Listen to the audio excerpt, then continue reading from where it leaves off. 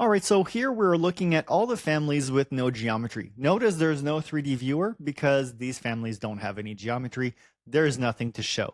Now, sometimes this is going to be normal, like for example, a door opening. And keep in mind when we talk about geometry, we are not counting 3D lines. A 3D line doesn't have any volume. It's a theoretical thing, so it doesn't count as having geometry. Now, in this case, I would say door openings, it's fine that it doesn't have any geometry.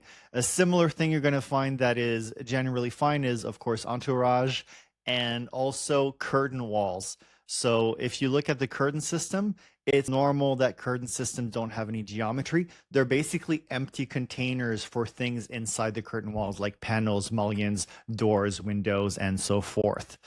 However, when you're looking at data devices, well, you should probably have a little box or something. It's not like it's the size of a grain of sand.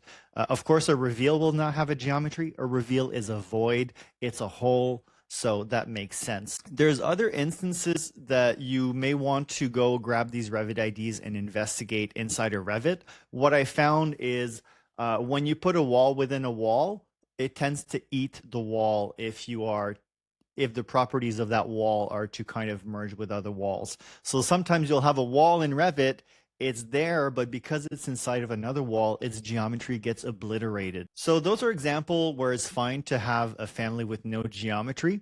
Example where it's really not fine and it's really not acceptable in 2025 is to have some plumbing fixtures that are just 2D, right?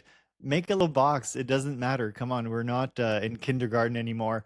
You have a 3D software. You're not going to use Revit to do AutoCAD inside of Revit. So step up to the plate and do a little box for your family.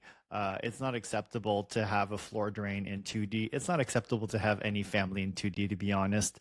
This is Revit. We're no longer sketching on a piece of napkin. All right, that's it for the families with no geometry. I'll talk to you soon. Cheers.